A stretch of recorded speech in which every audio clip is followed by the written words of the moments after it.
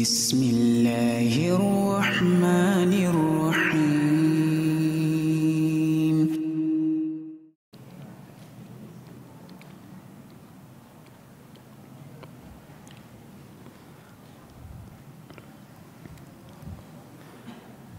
Bismillahirrahmanirrahim. Assalamualaikum warahmatullahi wabarakatuh. Alhamdulillahi rabbil alamin. Wal aqibatu lil muttaqin wa la udwana illa 'alal zalimin. Asyhadu an la ilaha illallah wahdahu la syarika lahu ilahul awwalin wal akhirin. Wa asyhadu anna Muhammadan 'abduhu wa rasuluhul mustafal amin. Salawatu rabbi wa salamuhu alaihi wa ala alihi wa sahabatihi wat tabi'in wa man tabi'a bihadihi ila yaumiddin. Ahibati fillah azza wa iyyakum. Alhamdulillah pada malam hari ini kita bisa kembali melanjutkan pembelajaran kita pada sejarah biografi kehidupan Nabi sallallahu alaihi wasallam. Yang mana pada pertemuan sebelumnya kita telah sampai pada Ghazwatu Badar Al-Kubra, Perang Badar Al-Kubra, yang berakhir dengan kemenangan kaum muslimin dan kekalahan orang-orang kufar Quraisy dan juga sekutu-sekutu mereka. Haibati fillah azanallahu wa iyyakum.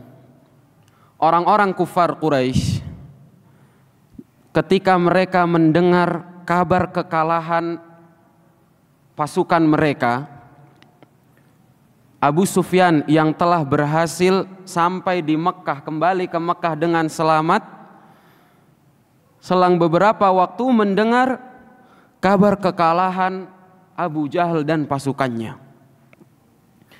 Abu Sufyan pun tidak terima. Kemudian apa yang dilakukan Abu Sufyan? Abu Sufyan mengumpulkan jam'un min kibar Quraisy, mengumpulkan sekelompok pembesar-pembesar orang-orang Quraisy. Kemudian mengatakan, sesungguhnya Muhammad itu telah membunuh orang-orang pilihan di antara kalian. Abu Jahal, Utbah bin Rabi'ah, Syaibah bin Rabi'ah, Al-Walid bin Utbah, dan pembesar-pembesar Quraisy lainnya. Kemudian kata Abu Sufyan, fa'inuna bihadzal mali ala harbihi. Maka bantulah kami dengan harta kalian ini, harta yang dibawa oleh Abu Sufyan, harta orang-orang Quraisy, ala harbihi, untuk memerangi Muhammad. Maka kemudian mereka sepakat menyetujui saran dari Abu Sufyan, menjawab seruan Abu Sufyan. Mereka mengeluarkan 1000 tunggangan dan juga 50.000 dinar. Semua mereka keluarkan untuk mempersiapkan pasukan guna memerangi Nabi sallallahu alaihi wasallam. Maka kemudian berjalanlah mereka ke Madinah untuk menuntut balas kepada Nabi sallallahu alaihi wasallam dan juga kaum muslimin atas kekalahan yang mereka alami dalam perang Badar. Untuk membalaskan dendam orang-orang yang meninggal, orang-orang yang mati di perang Uhud, di perang Badar. Terlebih ketika mereka mendengar apa yang Nabi Shallallahu Alaihi Wasallam lakukan terhadap pembesar-pembesar Quraisy, yang mana Nabi Shallallahu Alaihi Wasallam melemparkan mereka di sebuah mata air di daerah Badr. Abu Sufyan dan pembesar-pembesar Quraisy pada saat itu begitu keras, begitu gigih untuk menuntut balas kepada Nabi Shallallahu Alaihi Wasallam. Berjalanlah mereka pada hari Kamis dari Mekah, bulan Syawal pada tahun ketiga Hijriyah. Hari Kamis bulan Syawal pada tahun ketiga Hijriyah, Abu Sufyan bersama dengan pasukannya berjalan dari Mekah menuju ke Madinah. Mereka membawa 3.000 pasukan, tidak kurang dari 3.000 pasukan. Maka kemudian paman Nabi Shallallahu Alaihi Wasallam, Al-Abbas bin Abdul Muttalib, yang saat itu masih tinggal di Mekkah. Al-Abbas mengirim seseorang untuk membawakan kabar keluarnya pasukan Quraisy untuk menyerang Nabi Shallallahu Alaihi Wasallam. Al-Abbas mengirimkan seseorang dari Bani Ghifar untuk mengabarkan kepada Nabi Shallallahu Alaihi Wasallam. Maka kemudian Nabi Shallallahu Alaihi Wasallam menerima kabar dari Al-Abbas melalui seseorang dari Bani Ghifar tersebut. Maka kemudian Nabi Shallallahu Alaihi Wasallam memerintahkan orang-orang di sekeliling beliau untuk menyembunyikan kabar tersebut. Jangan sampai kabar keluarnya pasukan Quraisy terdengar di telinga musuh-musuh Islam, terdengar di kalangan orang-orang Yahudi, di kalangan orang-orang munafik, Abdullah bin Ubay bin Salul dan juga komplotannya. Karena ketika mereka mendengar kabar keluarnya orang-orang kufar Quraisy untuk menyerang Nabi Shallallahu Alaihi Wasallam, mereka akan berbahagia. Mereka akan menyemangati komplotan-komplotan mereka, orang-orang Yahudi dan juga orang-orang munafik. Dan mereka akan menakut-nakuti Nabi Shallallahu Alaihi Wasallam dan juga pasukan kaum muslimin. Hibati fillah azza wa iyyakum. Akan tetapi meskipun Nabi Shallallahu Alaihi Wasallam sudah begitu menyembunyikan kabar keluarnya pasukan Quraisy, akan tetapi pada akhirnya sampai juga kabar tersebut di telinga mereka orang-orang munafik dan orang-orang Yahudi. Sehingga kemudian mereka mulai khadu fi hadhil akhbaris sayyi'ah wa dzikril fitan. Mereka mulai membesar-besarkan kabar tersebut dan mereka menakut-nakuti pasukan kaum muslimin dan juga Nabi Shallallahu Alaihi Wasallam. Sehingga kemudian orang-orang Ansar dari kalangan Aus dan juga Al-Khazraj, mereka berjaga-jaga di pintu masuk Nabi Shallallahu Alaihi Wasallam, siap dengan senjata. Mereka menjaga Nabi Shallallahu Alaihi Wasallam.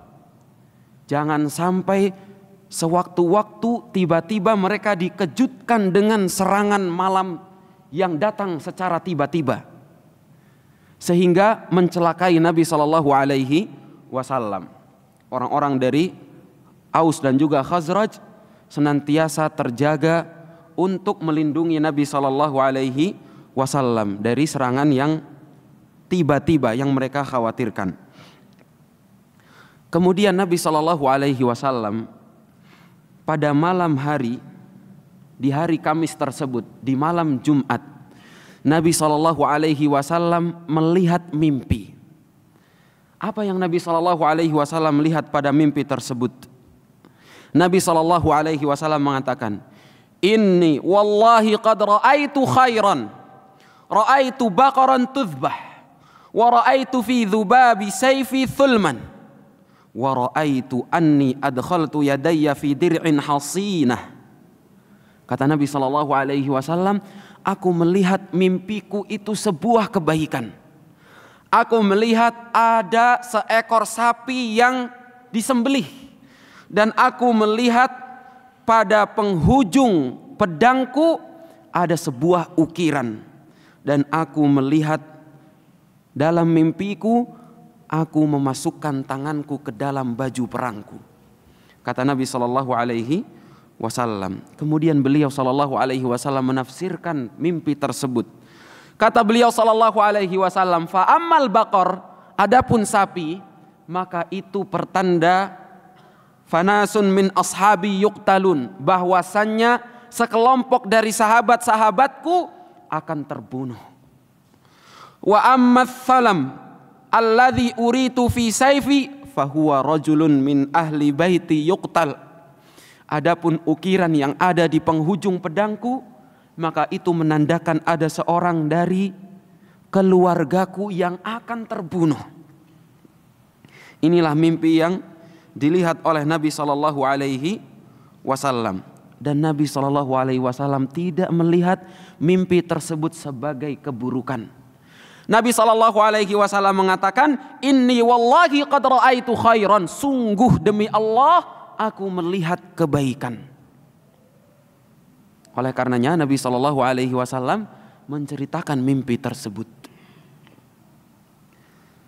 Kemudian ahibati fillah azanallahu wa iyyakum, Nabi Shallallahu Alaihi Wasallam mengundang para sahabat-sahabat beliau untuk melakukan musyawarah, untuk meminta pendapat-pendapat mereka sahabat-sahabat beliau Shallallahu Alaihi Wasallam, dan itulah yang selalu dilakukan oleh Nabi Shallallahu Alaihi Wasallam.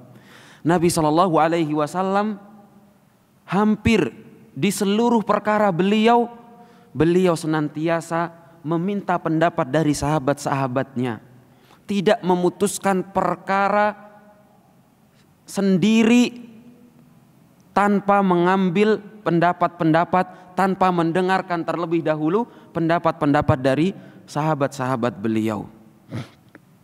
Maka kemudian ada di kalangan mereka, di antara sahabat-sahabat Nabi Shallallahu Alaihi Wasallam yang mengatakan, Ya Rasulullah, apabila engkau berpendapat untuk kita keluar dari Madinah, memerangi mereka, maka kami akan berjalan bersamamu. Akan tetapi apabila engkau berpendapat untuk kita menetap di Madinah, tinggal di Madinah, menunggu sampai pasukan kaum kufar Quraisy datang menyerang kita, maka kita akan tetap menunggu bersama dengan engkau. Akan tetapi beberapa sahabat-sahabat Nabi Shallallahu Alaihi Wasallam yang mana mereka merupakan orang-orang pemuda yang beberapa di antara mereka belum lama masuk Islam, dan beberapa di antara mereka juga ada yang tidak mengikuti perang Badar. Mereka berpendapat bahwasannya lebih baik kita keluar dari kota Madinah untuk menjemput pasukan orang-orang kufar Quraisy. Kita perangi mereka di luar kota Madinah. Adapun sahabat-sahabat Nabi Shallallahu Alaihi Wasallam yang senior, mereka berpendapat untuk menetap di Madinah, jangan keluar dari Madinah sampai orang-orang kufar Quraisy datang menyerang, baru kemudian kita membela diri. Ibadi fillah azanallahu wa iyyakum. Nabi Shallallahu Alaihi Wasallam sebenarnya lebih condong kepada pendapat sahabat-sahabat yang masih muda, yang sebagian dari mereka tidak ikut perang Badar, sebagian dari mereka orang-orang yang baru masuk Islam. Akan tetapi ketika Nabi Shallallahu Alaihi Wasallam melihat mereka dalam menyampaikan pendapat begitu menggebu-gebu, sampai seakan-akan memaksa Nabi Shallallahu Alaihi Wasallam untuk keluar dari Madinah, Nabi Shallallahu Alaihi Wasallam tidak menyukai hal tersebut. Maka sahabat-sahabat senior pun kemudian menenangkan mereka, sahabat-sahabat yang masih pemula istilahnya mungkin. Kemudian di hari Jumatnya Nabi Shallallahu Alaihi Wasallam sholat bersama dengan kaum muslimin. Kemudian Nabi Shallallahu Alaihi Wasallam memerintahkan kaum muslimin untuk bersiap siaga, membawa bekal perlengkapan mereka untuk keluar dari kota Madinah. Sahabat-sahabat senior pun merasa agak kurang enak hati dengan keputusan yang diambil oleh Nabi Shallallahu Alaihi Wasallam untuk keluar dari kota Madinah, karena pendapat mereka agar kita tetap di Madinah, jangan keluar sampai mereka orang-orang kufar Quraisy datang ke kota Madinah sendiri untuk menyerang mereka, barulah kita membela diri. Akan tetapi ketika Nabi SAW nampak di wajah beliau ketidaksukaan karena melihat wajah-wajah para sahabat-sahabat senior yang nampaknya kurang setuju dengan kebijakan yang diambil oleh Nabi SAW. Mereka pun kemudian meminta maaf kepada Nabi SAW dan mereka mengatakan kepada Nabi SAW, menguatkan Nabi SAW bahwasannya mereka tidak akan pernah menyelisihi Nabi SAW. Mereka akan senantiasa bersama dengan Nabi SAW, membela Nabi SAW kapanpun itu, dimanapun itu. Mereka akan senantiasa berada di sisi Nabi SAW. Nabi SAW pun menyampaikan alasan beliau kepada mereka. Nabi SAW mengatakan, ma yanbaghi li nabiyyin idza labisa la'matahu an yadha'aha hatta yahkumallahu bainahu wa baina aduwwih. Tidak pantas bagi seorang nabi ketika telah mengenakan baju perangnya untuk menanggalkan baju perang tersebut sehingga Allah Subhanahu wa taala memberikan keputusan antara pasukannya dan juga pasukan musuh. Artinya Nabi SAW sudah memakai baju perang beliau, beliau tidak akan menanggalkannya dan menetap di Madinah. Akan tetapi beliau akan berjalan keluar dari Madinah untuk menjemput pasukan orang-orang kufar Quraisy. Habibati fillah azza wa iyyakum.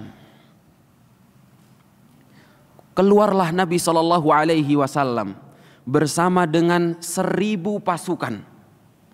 Nabi SAW bersama dengan 1000 pasukan berjalan keluar dari kota Madinah menuju ke daerah Uhud, pegunungan di keliling di bagian utara kota Madinah. Pegunungan Uhud itu berada di bagian utara kota Madinah. Berjalanlah Nabi SAW ke daerah tersebut bersama dengan 1000 pasukannya. Akan tetapi dari 1000 pasukan tersebut 300 pasukan keluar dan memutuskan untuk kembali ke Madinah, duduk di Madinah, tidak ikut bersama dengan Nabi SAW. Mereka adalah orang-orang munafik yang dipimpin oleh Abdullah bin Ubay bin Salul. Bayangkan, pasukan orang-orang munafik saja itu jumlahnya kurang lebih sepertiga dari pasukan kaum muslimin. Dari 1300 mundur kembali ke Madinah. Abdullah bin Ubay mengatakan, apakah kalian akan menaati Muhammad dan kalian menyelisihi perintahku? Untuk apa kita membela Muhammad sedangkan kita nantinya akan terbunuh sia-sia? Maka orang-orang munafik pun terpengaruh dengan perkataan Abdullah bin Ubay sehingga 300 dari pasukan yang berisi orang-orang munafik, mereka semua kembali ke Madinah dan duduk manis kembali di Madinah. Haibati fillah wa iyyakum, di tengah perjalanan ternyata ada 2 dari sahabat Nabi SAW yang masih remaja. Umur mereka baru 15 tahun. Mereka berdua adalah Samurah bin Jundub dan juga Rafi' ibn Khadij. Ketika Nabi SAW melihat mereka berdua, Nabi SAW melarang mereka berdua untuk ikut. Nabi SAW menyuruh mereka untuk kembali karena mereka masih begitu muda. Akan tetapi mereka berdua tidak menyerah. Mereka ingin ikut membela Nabi Shallallahu Alaihi Wasallam, ikut berperang bersama dengan Nabi Shallallahu Alaihi Wasallam, sehingga mereka mencari alasan agar Nabi Shallallahu Alaihi Wasallam mau menerima mereka. Maka kemudian mereka mencari seseorang untuk menyampaikan kepada Nabi Shallallahu Alaihi Wasallam bahwasanya Rafi' bin Khadij adalah orang yang mahir dalam memanah. Maka disampaikanlah kepada Nabi Shallallahu Alaihi Wasallam bahwasanya Rafi' seorang yang ahli dalam memanah.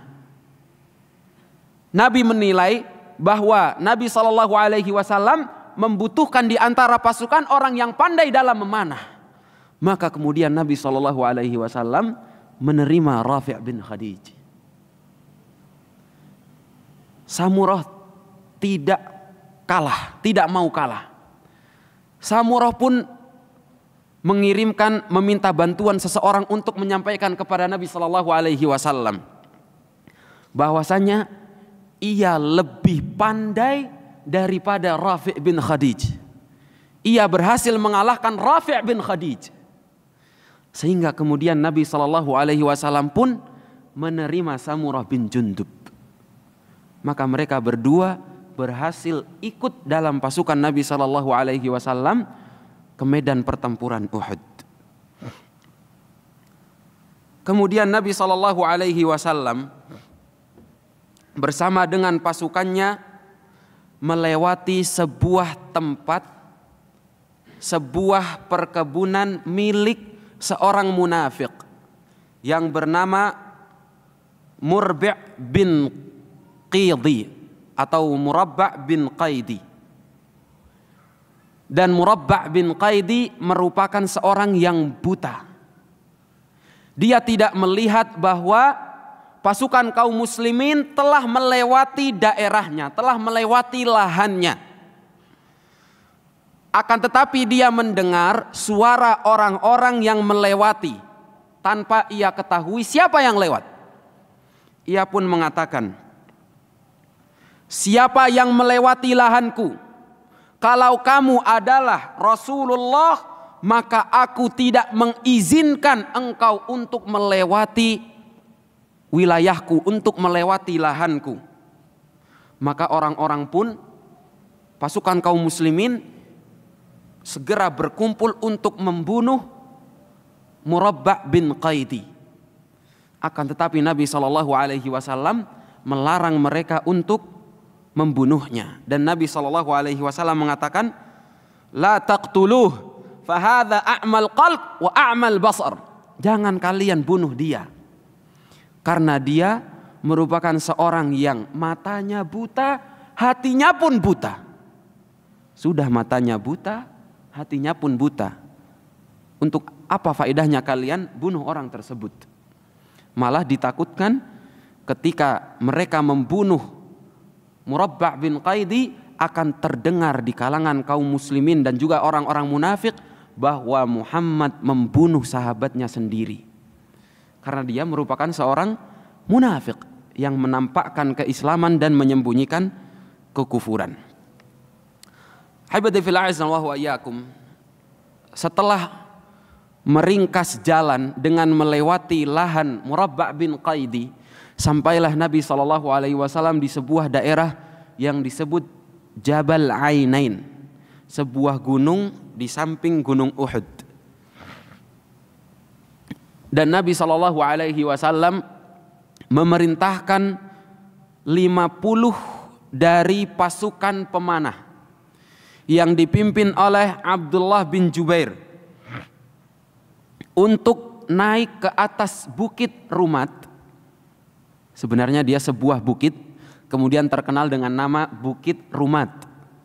Dari kata dalam bahasa Arab Ramin Rumat, yang berarti pemanah, pembidik.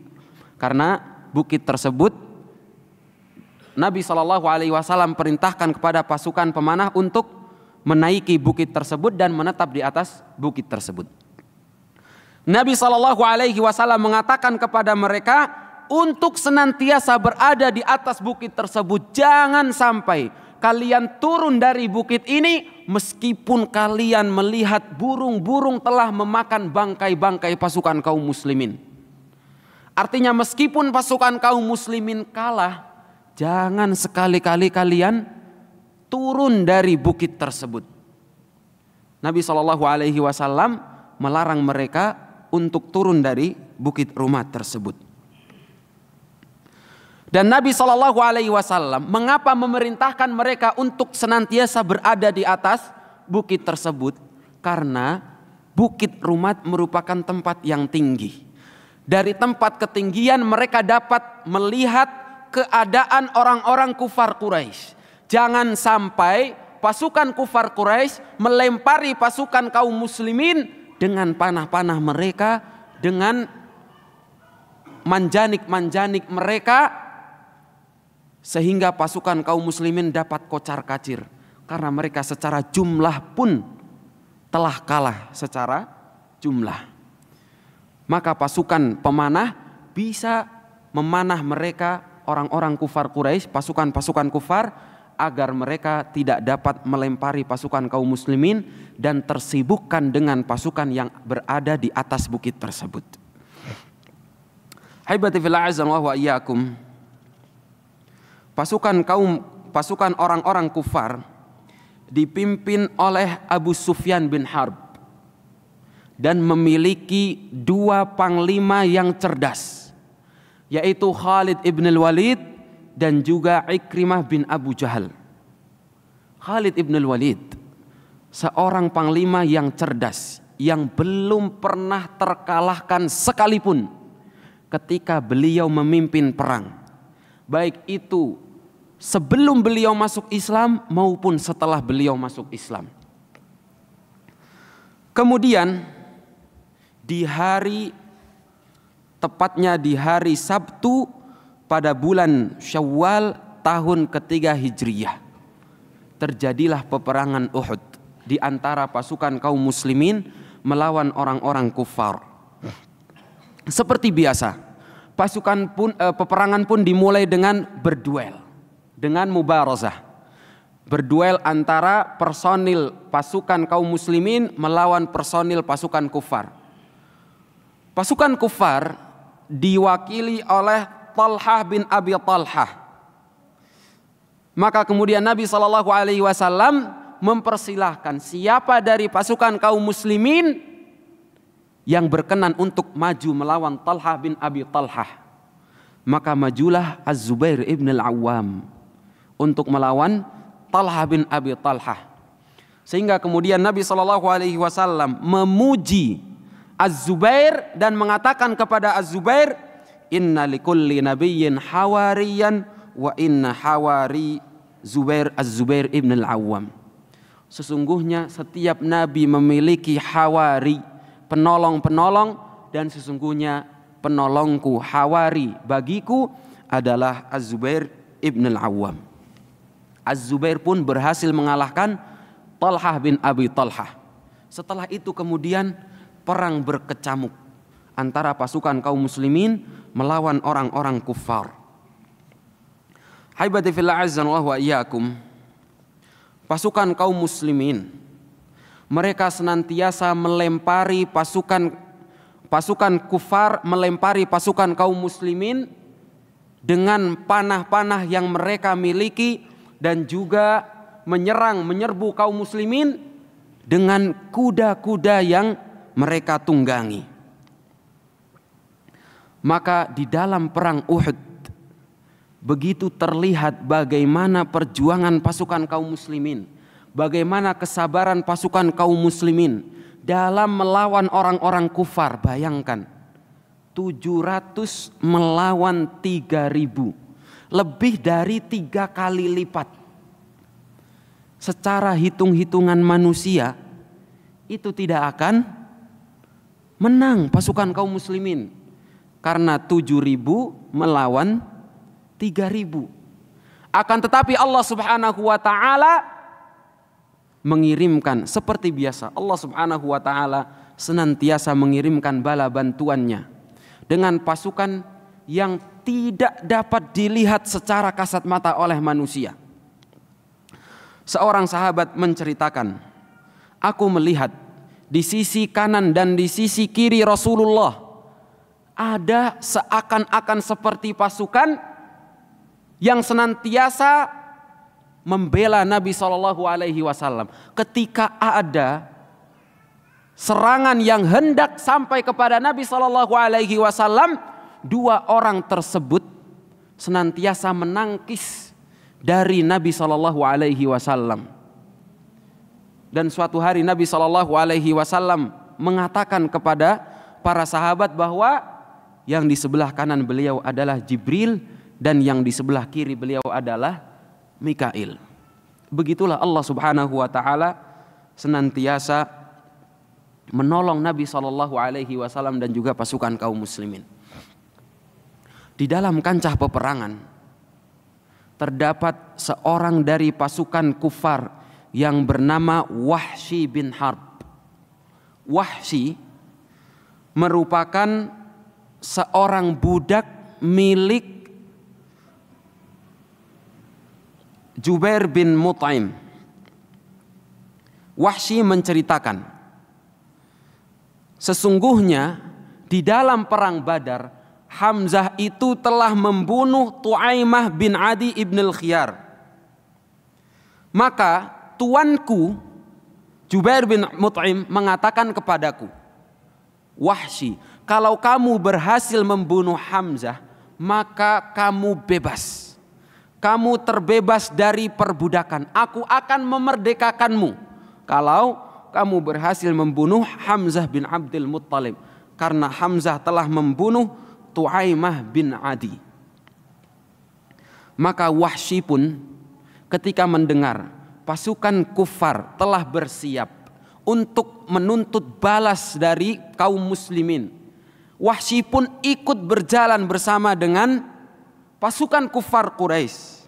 Sehingga ketika mereka sampai di daerah Ainain, Jabal Ainain, terjadi perang antara pasukan kaum muslimin melawan pasukan kufar. Yang ada di benakku, aku hanya mencari Hamzah bin Abdul Muttalib. Di manakah Hamzah? Aku ingin membunuh Hamzah agar aku merdeka, agar aku bebas. Maka kemudian Wahsy melanjutkan ceritanya.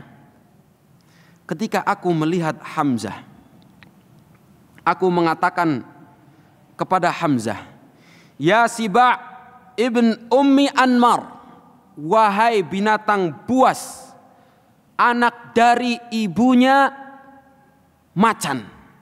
Karena Hamzah itu terkenal dengan seorang yang pemberani. Sampai-sampai Hamzah dijuluki dengan Asadullah, singanya Allah Subhanahu wa taala. Saking beraninya Hamzah. Wahsy memanggil Hamzah dan mengajak Hamzah untuk berduel di dalam kancah peperangan. Maka Hamzah pun mengatakan, atuhaddillaha wa rasulah, apakah kamu hendak menentang Allah Subhanahu wa taala dan Rasulnya?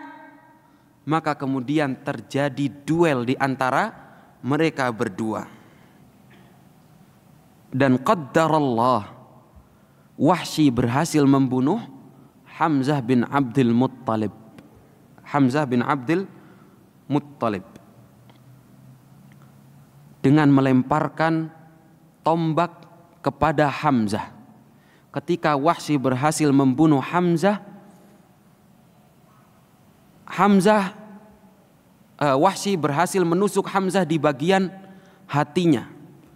Hamzah pun kemudian yastashhid, mati dalam keadaan syahid.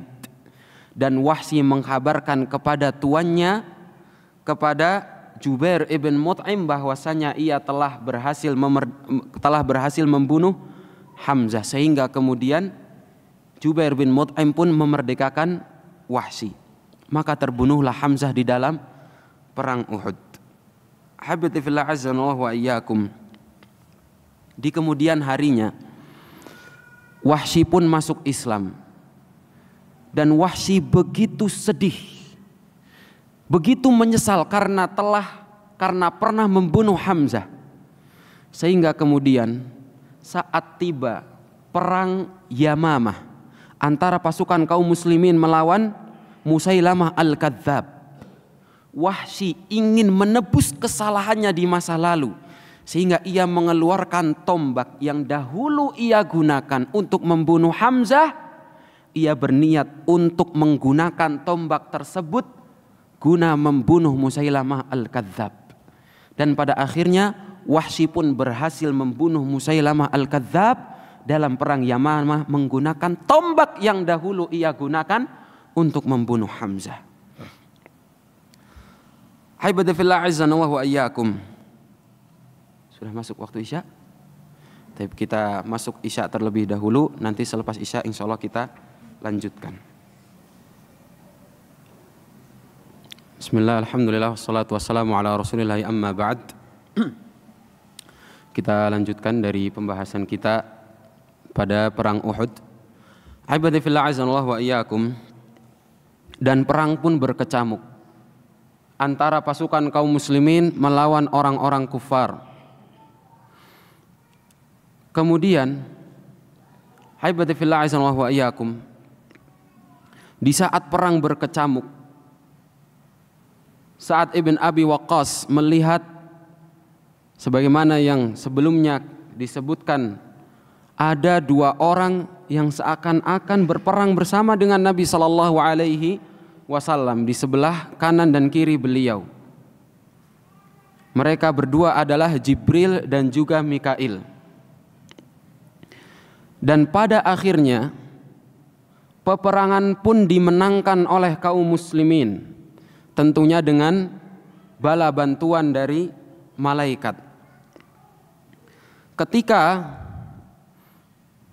pasukan kaum muslimin yang berada di atas bukit melihat kemenangan di hadapan mata mereka, pasukan kaum muslimin sudah mendapati kemenangan dan mereka mulai mengumpulkan ghanimah, mengumpulkan harta rampasan perang. Sebagian dari pasukan pemanah mengatakan kepada sebagian yang lain, mereka mengatakan, "Ai qaum, al-ghanimah zahara ashabukum famadza tantadhirun." Lihatlah, teman-teman kita sudah menang dan mereka sudah mulai mengumpulkan harta rampasan perang. Maka apa yang kalian tunggu lagi? Maka pemimpin mereka, Abdullah ibn Jubair, mengingatkan kepada mereka, mengingatkan kembali kepada mereka agar mereka menetap di atas bukit tersebut. Ia mengatakan, apakah kalian lupa dengan pesan Nabi Shallallahu Alaihi Wasallam? Nabi Shallallahu Alaihi Wasallam memerintahkan kita untuk tetap berada di atas bukit ini, meskipun pasukan kaum muslimin kocar-kacir, meskipun pasukan kaum muslimin kalah. Maka ketika kita melihat mereka menang, jangan kita tertipu. Tetaplah kalian berada di atas bukit ini. Akan tetapi mereka lupa dengan wasiat Nabi Shallallahu Alaihi Wasallam dan mereka mengabaikan perintah dari pimpinan mereka. Mereka mengabaikan perintah Abdullah ibn Jubair dan lupa dengan wasiat Nabi Shallallahu Alaihi Wasallam, sehingga banyak dari mereka yang kemudian turun untuk bergabung dengan pasukan kaum muslimin yang lainnya dalam mengumpulkan ghanimah. Sehingga kemudian ketika Khalid ibn al-Walid melihat ke atas bukit dan mulai bukit tersebut dikosongkan oleh pasukan kaum muslimin, oleh pasukan pemanah dari kaum muslimin, Khalid ibn al-Walid dengan kecerdikannya, ia mengajak pasukan yang lain untuk mengitari bukit tersebut dan menghantam kaum muslimin, pasukan kaum muslimin yang sedang mengumpulkan ghanimah secara tiba-tiba. Berjalanlah Khalid ibn al-Walid bersama dengan Ikrimah bin Abu Jahal dan juga pasukan-pasukan kufar Quraisy yang lain mengitari bukit tersebut dan menghujam pasukan kaum muslimin dengan serangan bertubi-tubi, dengan serangan mendadak, di mana mereka dalam keadaan yang tidak siap karena mereka sedang mengumpulkan ghanimah.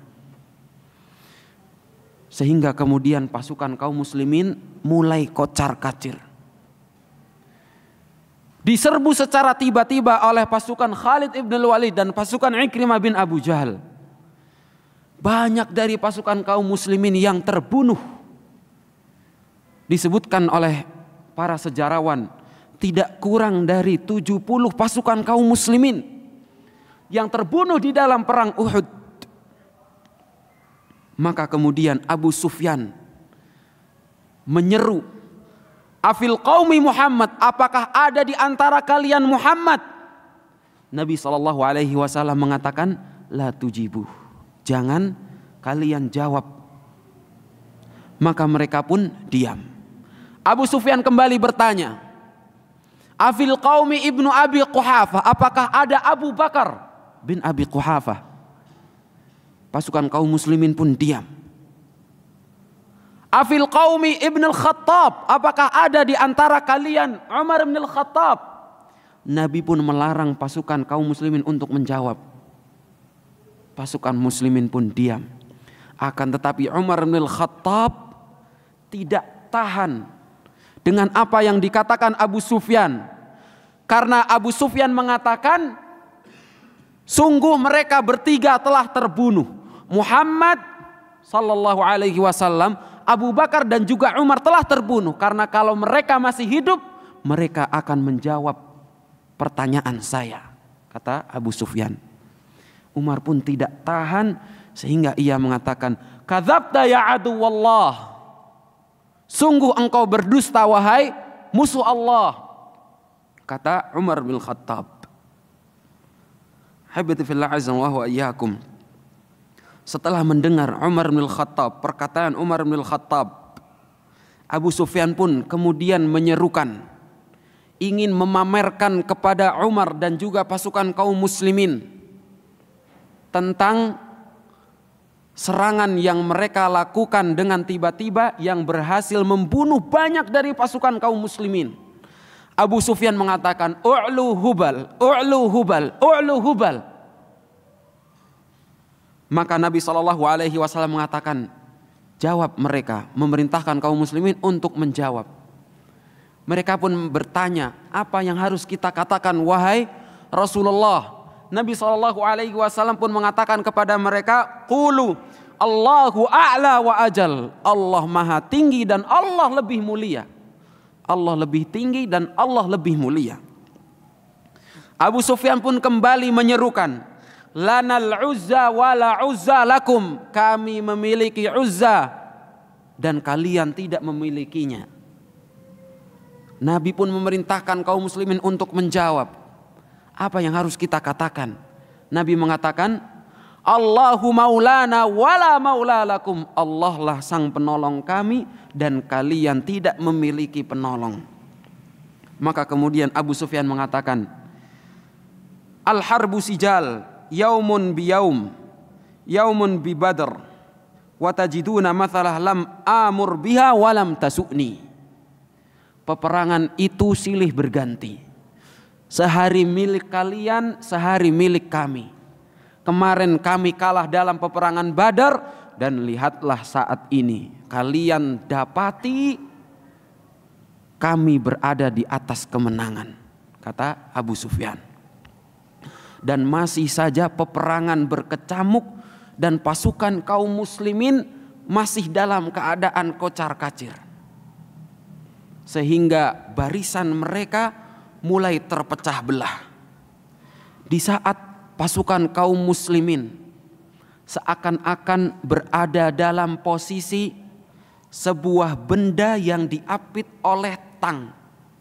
Begitu terhimpit oleh pasukan orang-orang kufar Quraisy. Datang seorang dari pasukan Quraisy yang bernama Abdullah bin Qumai'ah. Ia ingin sekali membunuh Nabi SAW. Maka datanglah Mus'ab bin Umair untuk melawan Abdullah ibn Qumai'ah. Dan Abdullah bin Qumai'ah pun berhasil membunuh Mus'ab bin Umair. Dan ia menyangka bahwa yang ia bunuh adalah Nabi SAW. Maka kemudian pasukan kufar Quraisy mulai menyebarkan hoax, menyebarkan isyaat, berita-berita dusta. Mereka mengatakan bahwa Nabi Shallallahu Alaihi Wasallam telah terbunuh. Dan di saat inilah keadaan semakin berat bagi pasukan kaum muslimin. Bayangkan pemimpin mereka Nabi Shallallahu Alaihi Wasallam, mereka mendengar kabar bahwa beliau telah terbunuh. Maka pasukan kaum muslimin semakin terpecah belah. Di antara mereka ada yang kabur, di antara mereka ada yang pergi menaiki gunung kemudian melemparkan senjatanya, di antara mereka ada yang kembali ke Madinah, dan di antara mereka ada yang masih berperang untuk membela agamanya. Seorang sahabat Nabi Shallallahu Alaihi Wasallam yang bernama Anas ibn Nadhr, beliau menceritakan ketika kabar tentang kematian Nabi Shallallahu Alaihi Wasallam terdengar dan mulai tersebar di kalangan pasukan kaum muslimin. Banyak dari pasukan kaum muslimin yang mulai kocar-kacir. Sebagian dari mereka kabur, sebagian dari mereka melemparkan senjatanya. Mereka mengatakan, apa yang membuat kalian masih berperang? Pemimpin kalian telah terbunuh. Qutila Rasulullah sallallahu alaihi wasallam. Untuk apa kita berperang lagi? Sedangkan Nabi sallallahu alaihi wasallam telah terbunuh. Maka kemudian Anas ibn Nadhr ingin menguatkan pasukan kaum muslimin. Anas ibn Nadhr mengatakan, ya kaum, in kana Muhammadun qutil fa inna rabba Muhammadin lam yuqtal. Seandainya Muhammad telah terbunuh, maka ketahuilah bahwa Tuhannya Muhammad belum terbunuh. Wa ma tasna'una bil hayati ba'da Rasulillah sallallahu alaihi wasallam. Apa yang akan kalian perbuat di dalam kehidupan ini setelah meninggalnya Nabi sallallahu alaihi wasallam? Kalau memang benar Nabi sallallahu alaihi wasallam telah terbunuh. Faqatilu ala ma kana alaih wa mutu ala ma mata alaih. Kalau memang benar Nabi sallallahu alaihi wasallam telah terbunuh, maka teruslah kalian berperang untuk membela apa yang Nabi sallallahu alaihi wasallam bela. Dan untuk mati di atas apa yang Nabi sallallahu alaihi wasallam mati di atasnya. Dan Anas ibn Nadhr mengatakan, Allahumma inni a'tadhiru ilaika mimma qala haula, yakni al-muslimin, wa abra'u ilaika mimma ja'a bihi haula, yakni al-musyrikin. Ya Allah, sesungguhnya aku meminta uzur kepadamu dari apa yang dikatakan kaum muslimin, pasukan kaum muslimin, dan aku berlepas diri dari apa yang dikatakan oleh orang-orang kufar. Kemudian Anas ibn Nadhr menemui Sa'ad ibn Mu'adz. Anas ibn Nadhr pun mengatakan kepada Sa'ad ibn Mu'adz, ya Sa'ad, inni la ajidu rihal jannati duna Uhud. Wahai Sa'ad, sesungguhnya aku mencium bau surga pada perang Uhud ini, kata Anas ibn Nadhr. Kemudian dia melemparkan dirinya di dalam kancah peperangan dan senantiasa memerangi orang-orang kufar sampai meninggal dalam keadaan syahid.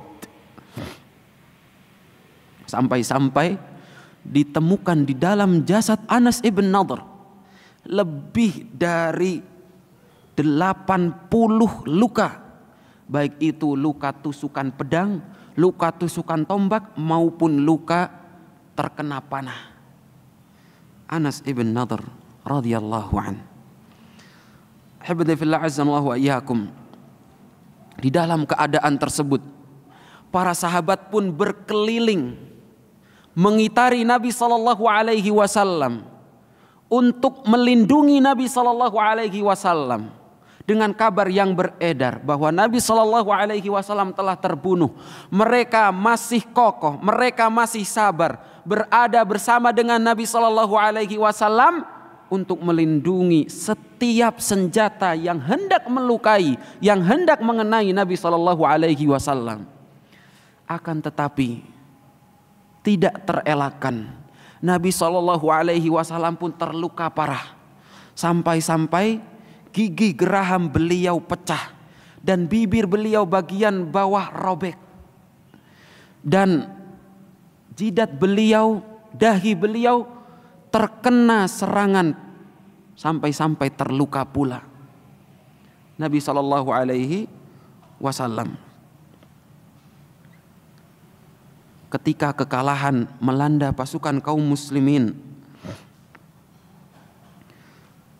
Nabi sallallahu alaihi wasallam senantiasa teguh bersama dengan sahabat-sahabat beliau yang ada di sekeliling beliau. Sampai perang pun berakhir dan kekalahan menimpa pasukan kaum muslimin. Kemenangan pun diraih oleh musuh-musuh Allah, orang-orang kufar Quraisy. Haibadillah azza wa iyyakum. Pada akhirnya pasukan kufar Quraisy pergi meninggalkan medan pertempuran Uhud dengan penuh sukacita. Mereka meninggalkan medan Uhud dengan bersorak-sorai atas kemenangan. Karena mereka merasa telah berhasil membalaskan dendam mereka atas kekalahan yang mereka dapati pada perang Badar. Mereka pun berpesta, singgah di sebuah tempat. Dalam perjalanan pulang mereka berpesta di tempat tersebut. Adapun kaum muslimin, mereka menguburkan para syuhada, para pejuang-pejuang Uhud yang gugur di dalam pertempuran.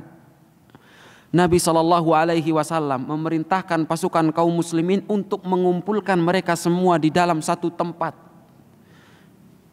yang kita bisa lihat sekarang dengan makam syuhada Uhud. Nabi sallallahu alaihi wasallam memerintahkan pasukan kaum muslimin agar mengubur mereka semua. Dan Nabi sallallahu alaihi wasallam memerintahkan mereka agar dikuburkan dalam satu tempat, dalam satu lahat, 2 orang dalam satu lahat. Nabi sallallahu alaihi wasallam akan menanyakan siapa dari mereka berdua yang lebih banyak hafalannya dengan Al-Quran, yang lebih banyak menghafal Al-Quran, yang lebih paham akan Al-Quran. Maka orang yang lebih banyak hafalannya, orang yang lebih paham dengan Al-Quran akan didahulukan di dalam liang lahatnya. Karena Nabi SAW memerintahkan 2 orang untuk dikuburkan di dalam satu lahat. Kemudian setelah Nabi SAW menguburkan mereka semua, para syuhada Uhud, Nabi SAW begitu sedih. Karena Nabi SAW mendapati di antara pasukan kaum muslimin yang gugur ada seorang Hamzah bin Abdul Muttalib, paman beliau sendiri. Ada seorang Mus'ab bin Umair, orang yang beliau utus untuk berdakwah mengislamkan orang-orang Madinah di hari pertama Islam tersebar di kota Madinah. Nabi SAW pun kemudian memerintahkan pasukan kaum muslimin untuk kembali mengumpulkan kekuatan, mengumpulkan sisa-sisa kekuatan yang masih mereka miliki untuk mengejar pasukan orang-orang kufar Quraisy. Nabi tidak berhenti dan pulang ke Madinah setelah menguburkan jasad para syuhada Uhud. Nabi SAW memerintahkan pasukan kaum muslimin untuk mengejar orang-orang kufar Quraisy. Ketika Nabi SAW sampai di sebuah daerah yang disebut Hamra'ul Asad, Nabi SAW mendapati bahwa pasukan kufar Quraisy telah selesai berpesta di daerah tersebut dan telah pergi pulang ke Mekah. Pasukan kufar Quraisy pun takut untuk menjumpai Nabi SAW kedua kalinya. Mereka mungkin merasa bahwa pasukan kaum muslimin lebih semangat lagi untuk menuntut balas mereka dengan apa yang telah mereka dapati dalam peperangan Uhud. Mereka pun kabur pulang ke Mekah, tidak meladeni pasukan kaum muslimin, tidak menemui pasukan kaum muslimin, tidak ingin berhadapan dengan pasukan kaum muslimin. Maka Nabi SAW pun pulang ke Madinah membawa kabar kekalahan pada perang Uhud. Para orang-orang munafik, Abdullah bin Ubay bin Salul dan juga teman-temannya, mereka ikut bersukacita atas kekalahan yang diderita oleh pasukan kaum muslimin. Mereka pun mengejek, mengolok-olok Nabi SAW dan juga pasukan kaum muslimin. Mereka mengatakan, "Lau kanu indana ma matu wa ma qutilu." Coba aja mereka duduk bersama dengan kami, tidak ikut ke medan pertempuran Uhud, mereka tidak akan mati, mereka tidak akan terbunuh, kata Abdullah bin Ubay bin Salul. Haibati fillah azanallahu wa iyyakum. Dan berakhirlah pertempuran Uhud dengan kemenangan orang-orang kufar, meskipun pada hakikatnya Nabi tidak kalah sepenuhnya, karena Nabi SAW mengumpulkan kembali pasukan dan mengejar orang-orang kufar Quraisy. Dan pasukan kufar Quraisy sudah kabur, tidak ingin berhadapan dengan pasukan kaum muslimin. Haibati fillah azanallahu wa iyyakum. Di antara banyak sekali pelajaran yang dapat kita ambil dari peperangan Uhud ini. Kita sebutkan di antaranya, ketika Nabi SAW mengajak para sahabat untuk berdiskusi, bermusyawarah. Kemudian Nabi SAW mendapati bahwa pendapat mayoritas dari para sahabat-sahabat beliau adalah untuk keluar dari kota Madinah menjemput pasukan kufar Quraisy. Ini menunjukkan bahwa pendapat mayoritas itu juga dianggap, itu juga diperhitungkan, meskipun bukan pendapat mayoritas orang pada umumnya, semua orang. Artinya kita tidak menyamakan antara pendapat seorang yang berilmu dan seorang yang tidak berilmu. Akan tetapi yang dianggap pendapat mayoritas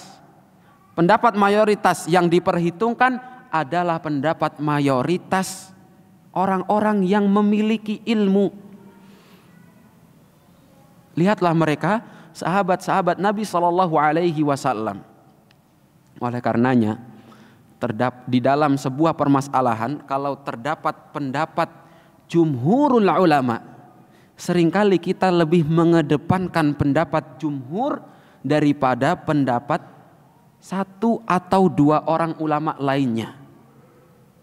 Karena pendapat jumhur lebih banyak dan mereka jumhurul ulama, bukan jumhurun nas secara umum. Mereka adalah mayoritas para ulama, bukan mayoritas orang-orang awam, bukan. Dan Nabi SAW pada akhirnya mengambil pendapat jumhurus sahabah, mayoritas para sahabat, untuk keluar dari Madinah. Pelajaran berikutnya yang dapat kita ambil adalah masyru'iyatul jam'i bainat tawakkul wa fi'lil asbab. Di dalam Islam disyariatkan bagi seseorang untuk bertawakal kepada Allah Subhanahu wa taala dan juga berusaha untuk meraih apa yang ia inginkan. Lihatlah Nabi SAW. Nabi SAW begitu besar tawakal beliau kepada Allah akan tetapi bukan berarti beliau pasrah seutuhnya. Nabi SAW pun menggunakan pakaian perang. Dan Nabi SAW mengatakan, maka nali nabiyyin idza labisa lam atahu an yanza'aha. Tidak pantas bagi seorang nabi kalau sudah mengenakan pakaian perangnya untuk menanggalkan pakaian tersebut. Idza labisa lamataha an yanzi'aha. Dan Nabi SAW pun memakai pakaian perang meskipun beliau seorang nabi, meskipun beliau dituntun oleh Allah Subhanahu wa taala, ditolong oleh Allah Subhanahu wa taala. Dan beliau SAW begitu besar tawakal beliau kepada Allah Subhanahu wa taala. Pelajaran berikutnya, dan merupakan pelajaran yang begitu agung, adalah bagaimana dengan cobaan Allah Subhanahu wa taala membedakan mana yang benar-benar beriman dan mana yang bukan orang-orang yang beriman. Lihatlah ketika Allah Subhanahu wa taala memberikan kemenangan kepada kaum muslimin dalam perang Badar, banyak dari orang-orang yang tiba-tiba masuk Islam di Madinah, sedangkan kita tidak tahu apakah dia orang yang Islam hanya sekedar di ucapan ataukah tidak. Dan nyatanya banyak dari mereka yang masuk Islam hanya dalam ucapan saja. Dan dalam hati mereka menyembunyikan kekufuran. Dan lihatlah di dalam perang Uhud, Allah Subhanahu wa taala memperlihatkan siapa yang benar-benar beriman dan siapa yang benar-benar kufur.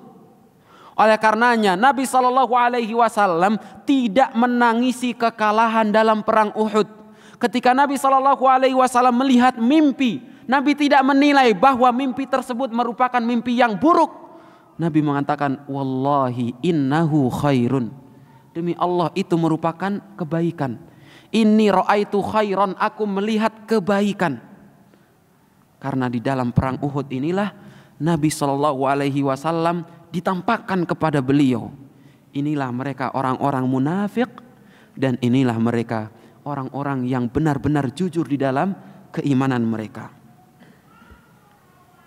Seorang penyair mengatakan, jazallahu syada'ida kulla khairin araftu biha sadiqi min aduwi. Semoga Allah membalas keadaan susah itu dengan kebaikan.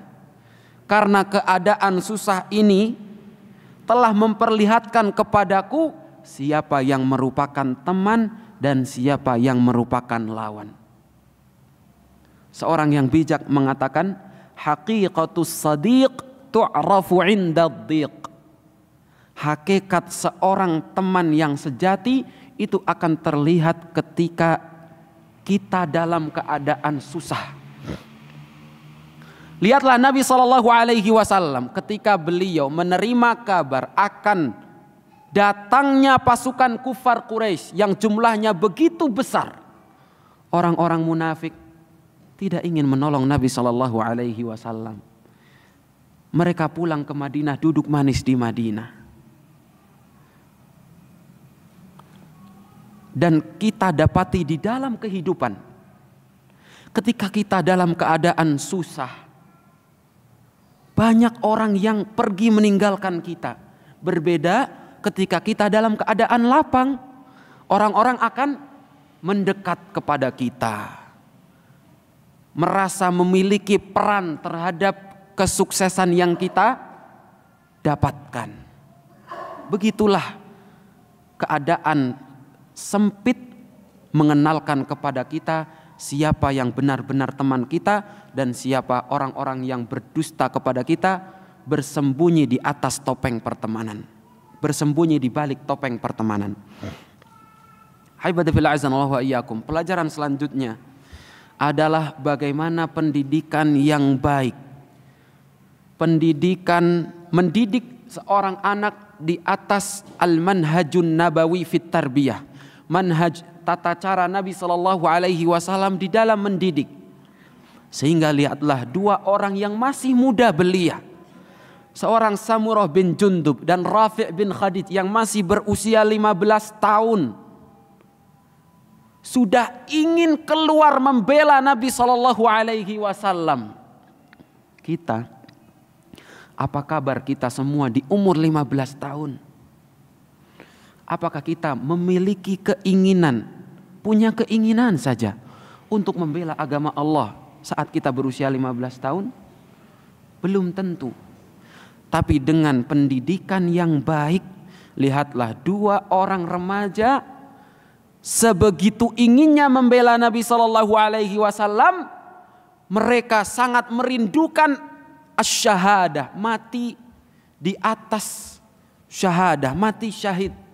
Mereka mencari cara agar Nabi Shallallahu Alaihi Wasallam mengikut sertakan mereka dalam perang Uhud. Meskipun pada awalnya Nabi Shallallahu Alaihi Wasallam melarang mereka. Kemudian pelajaran berikutnya adalah ahammiyatu ta'atil amir, pentingnya mentaati ulatul umur, pemimpin kaum muslimin. Dan yang lebih dari itu adalah pentingnya mentaati ajaran Nabi Sallallahu Alaihi Wasallam, perintah Nabi Sallallahu Alaihi Wasallam. Mungkin kita tutup dengan faedah tersebut, dengan pelajaran tersebut. Pentingnya bagi kita semua untuk mentaati pimpinan kita, dan pentingnya bagi kita semua untuk mentaati perintah Nabi Sallallahu Alaihi Wasallam. Maka bayangkan bagaimana jika pemimpin kita adalah Nabi Sallallahu Alaihi Wasallam dan beliau langsung yang memerintahkan perintah tersebut. Maka aib bagi kita untuk menyelisihi perintah tersebut. Lihatlah pasukan kaum muslimin ketika mereka menyelisihi pemimpin mereka, menyelisihi Abdullah ibn Jubair, dan mereka menyelisihi wasiat Nabi Sallallahu Alaihi Wasallam. Apa yang mereka dapati? Mereka dapati kekalahan. Begitu pula kita dalam kehidupan. Ketika kita menyelisihi perintah Nabi Sallallahu Alaihi Wasallam, maka siap-siaplah, pasti kehancuran pula yang akan kita dapati. Nas'alullah salamata wal afiyah. Allah Subhanahu wa taala mengatakan, "Falyahdharil ladzina yukhalifuna an amrihi an tusibahum fitnah aw yusibahum adzabun alim." Hendaklah waspada orang yang menyelisihi perintah Nabi sallallahu alaihi wasallam, ditakutkan mereka akan tertimpa fitnah atau mereka akan tertimpa azab yang pedih. Ini telah tertimpa, ini telah menimpa kepada sahabat-sahabat Nabi Shallallahu Alaihi Wasallam dalam perang Uhud, dan hendaknya kita mengambil pelajaran dari mereka semua. Jangan sampai kehancuran, kekalahan pun menimpa kita di dalam kehidupan kita dikarenakan menyelisihi perintah Nabi Shallallahu Alaihi Wasallam. Semoga Allah Subhanahu Wa Taala senantiasa menetapkan kita semua di atas ajaran Nabi Shallallahu Alaihi Wasallam dan menjauhkan kita dari kehancuran dan juga dari fitnah. Mungkin sampai di sini pelajaran yang dapat kita ambil pada malam hari ini. Semoga bermanfaat bagi kita semuanya. Allahumma qsim lana min khasyatika ma tahulu bihi bainana wa baina ma'siyatik, wa min ta'atika ma tuballighuna bihi jannatak, wa min al-yaqini ma tuhawwinu bihi alaina masa'ibad dunya, wa matti'na Allahumma bi asma'ina wa absarina wa quwwatina abadan ma abqaitana, waj'alhu al-waritha minna waj'al tha'rana 'ala man zalamana wansurna 'ala man 'adana, wa la taj'al musibatana fi dinina, wa la taj'al ad-dunya akbar hammina wa la mablagha 'ilmina, wa la tusallit 'alaina Allahumma bi dhunubina man la yakhafuka fina wa la yarhamuna. Wa akhiru da'wana alhamdulillahi rabbil alamin. Sallallahu wasallam barak ala nabiyina Muhammad wa ala alihi wa sahabatihi ajma'in. Thumma assalamu alaikum warahmatullahi wabarakatuh.